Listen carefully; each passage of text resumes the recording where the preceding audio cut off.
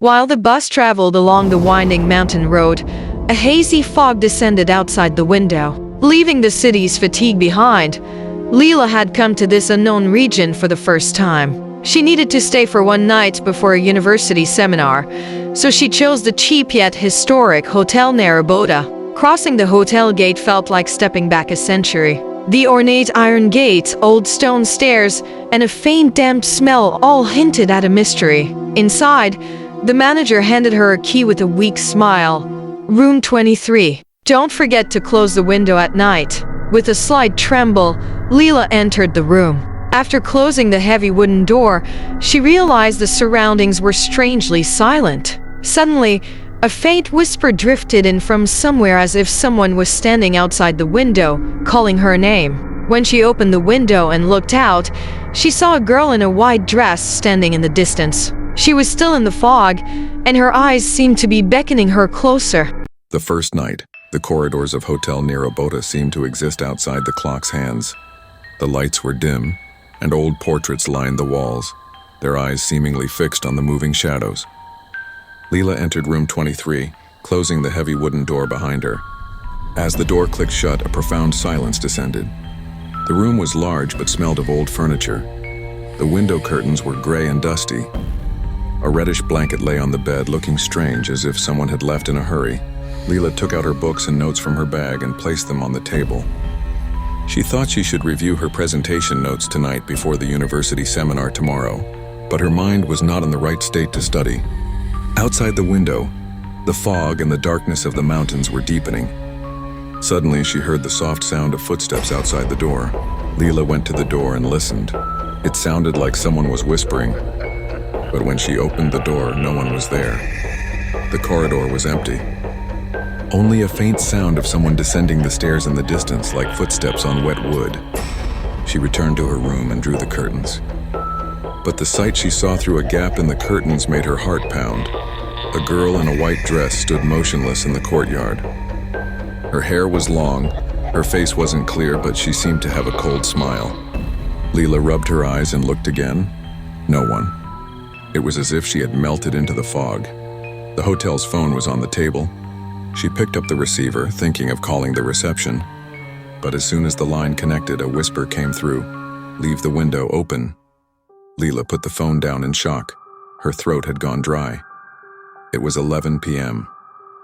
Leela pulled the blanket over herself and lay on the bed. She couldn't close her eyes. The smell of the red blanket also felt strange, like iron and wet soil. Suddenly, there was a tapping sound on the window pane. She slowly opened her eyes and saw a shadow moving by the window. Someone was tapping on the glass with a finger, slowly, once, twice. Leela got up from the bed, gathering her courage. She went to the window and pulled back the curtain. The same girl in the white dress was standing on the porch. This time, her face was a bit clearer, pale skin, bluish lips, and an expression that chilled her to the bone. The girl extended her hand and beckoned as if calling Leela. Leela quickly drew the curtain and stepped back.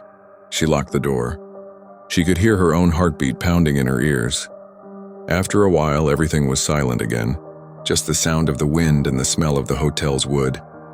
As the night deepened, it felt like the walls of the room were closing in on her. Leela noticed an old letter on the table that hadn't been there before. The envelope was addressed for the guest of room 23.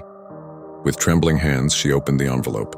Inside was a single line: "Help her, or you'll go too."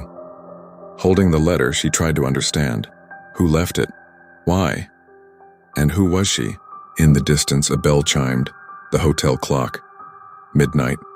Leela realized this was not just a place to spend the night. Its walls held invisible stories. She went back to her bed and sat down, knowing there would be no sleep for her tonight. Outside, the fog was thickening, and in the shadows of the hotel's windows, the girl in the white dress seemed to be appearing again.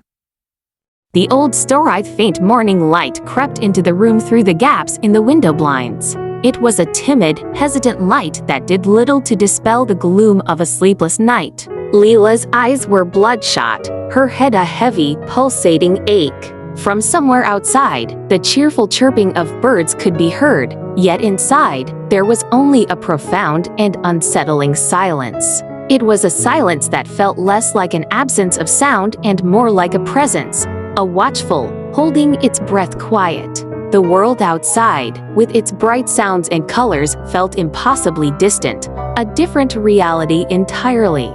The air was thick with the scent of damp wood and something else, something old and forgotten, like memories trapped in the dust motes dancing in the light. Leela slowly pushed herself up from the bed, the rustle of the sheets seeming unnaturally loud in the stillness. She crossed the creaking floorboards to the window and peered outside, her reflection a pale, distorted ghost in the glass. The courtyard below was empty, bathed in the same dull morning light that filled her room. The girl in the white dress, the one who had stood there just hours ago, a silent, ghostly sentinel in the fog, was gone.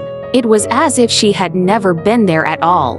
Leela squinted, trying to conjure the image, to prove to herself that it wasn't a product of her exhaustion-fueled imagination. But the courtyard remained stubbornly vacant, the damp paving stones and overgrown weeds the only evidence of a world that existed beyond her window. A shiver ran down her spine, not from the cold, but from the chilling possibility that her memory was a lie, that she had spent the entire night battling a waking dream. The memory was so vivid, so real, the delicate folds of the white dress, the long, dark hair, the haunting stillness of her posture. But the empty space below offered no confirmation, leaving Leela adrift in a sea of doubt. A familiar scent, rich and bitter, drifted up from downstairs. Coffee. The smell was a lifeline, a promise of grounding reality. Leela descended the winding staircase, her hand trailing along the smooth, worn banister. Each step was a small protest from the old wood. The hotel lobby was a world unto itself, a living museum of forgotten time. The floor was made of dark, polished wood, each plank groaning under her weight. Faded, sepia-toned photographs hung in ornate golden frames on the walls, their subjects long since turned to dust, their smiles frozen in an eternal, silent past. One photo in particular caught her eye, a family portrait from a bygone era, with a little girl standing at the edge, her expression unreadable. In a far corner, a grandfather clock stood like an ancient guardian. Its hands were frozen, a permanent fixture at midnight. It felt like a deliberate choice, a statement that time here was not a linear progression, but a stagnant, swirling pool.